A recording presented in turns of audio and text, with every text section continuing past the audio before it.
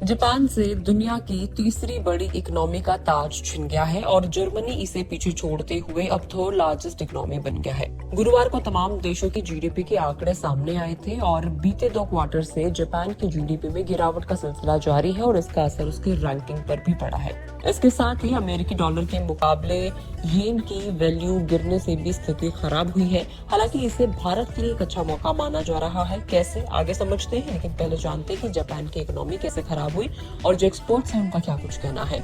Japan की GDP में आ रही गिरावट के चलते ये देश अब रिसेशन की चपेट में आ गया है और इसका इम्पैक्ट ये हुआ कि जापान ने दुनिया की थर्ड लार्जेस्ट इकोनॉमी का स्थान खो दिया है। जापान की जीडीपी अब $4.2 ट्रिलियन पर आ गई है, जबकि इसे पछाड़ते हुए नंबर 3 पर पहुंचे जर्मनी का जीडीपी का साइज $4.5 ट्रिलियन हो गया है। बीते अक्टूबर दिसंबर के पीरियड में जापान का जो जीडीपी था वो सालाना बेसिस पर 0.4% तक गिर गया है। इससे पहले अक्टूबर महीने में आईएमएफ ने अनुमान जाहिर किया था कि अमेरिका डॉलर में मापे जाने पर जर्मनी दुनिया की तीसरी बड़ी अर्थव्यवस्था के रूप में उभर कर सामने आ सकता है और जापान पीछे रह सकता है। रिपोर्ट के मुताबिक जापान के कैबिनेट कार्यालय की तरफ से जो डेटा जारी किया गया है उनसे भी यही संकेत मिल रहा है कि देश ने दुनिया की तीसरी सबसे बड़ी इकोनॉमी का अपना स्थान खो दिया। जापान करेंसी की बात करें तो डॉलर के मुकाबले येन लगातार कमजोर होता जा रहा है। साल 2022 में जहां ये 20% तक टूटा था, वहीं साल 2023 में इसमें तकरीबन 7% तक की गिरावट और देखने को मिली और इन सभी कारणों के चलते जापान से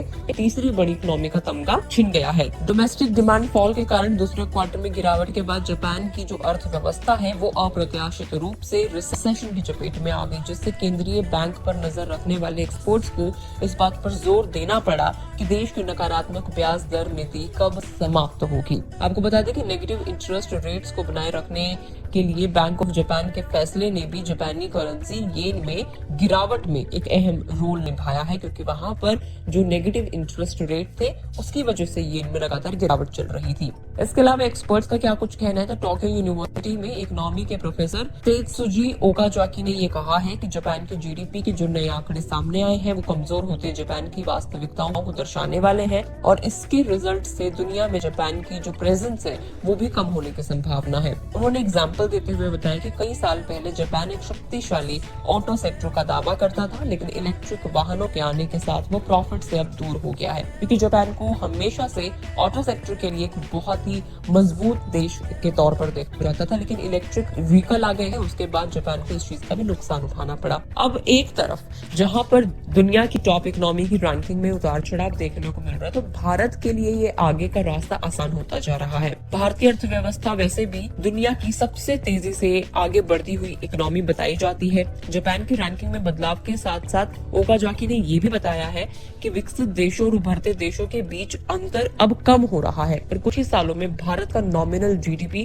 के मामले में जापान से ये आगे निकल जाएगा और ये तय है कि ऐसा हो ही जाएगा कि भारत भी इससे आगे निकल जाएगा। अब अगर हम टॉप इकोनॉमीज की बात करें तो आईएमएफ ने ऐसा प्रोजेक्ट किया था कि बिगेस्ट इकोनॉमीज 2028 में जो होने वाली है वो चाइना होने वाली है सबसे ऊपर नंबर पर, टॉप पर, जिसकी $43.89 ट्रिलियन की इकोनॉमी हो सकती है। उसके बाद यूएस हो सकता है with $32.69 ट्रिलियन एंड उसके बाद इंडिया को एक्सपेक्ट किया जा रहा है, ऐसा प्रोजेक्ट किया जा रहा है आईएमएफ के द्वारा कि इंडिया थर्ड लार्जेस्ट इकोनॉमी बन जाएगी इन 2028 और उसकी जो इकोनॉमी है $19.65 ट्रिलियन हो सकती है। और जापान जो है वो फोर्थ पर होगा 7.3 ट्रिलियन इकोनॉमी के साथ। जर्मनी नेक्स्ट 5th नंबर पर होगा जिसकी इकोनॉमी है $6.55 ट्रिलियन हो सकती है। तो ये प्रोजेक्ट किया गया है कि 2028 में इस तरीके से बदल सकता है। फिलहाल यूएस सबसे टॉप पर, उसके बाद चाइना आता है, अब उसके बाद जर्मनी हो गया, फिर जापान है, इंडिया है। अब देखना ये होगा कि जापान की इकोनॉमी जैसे डाउन हुई है,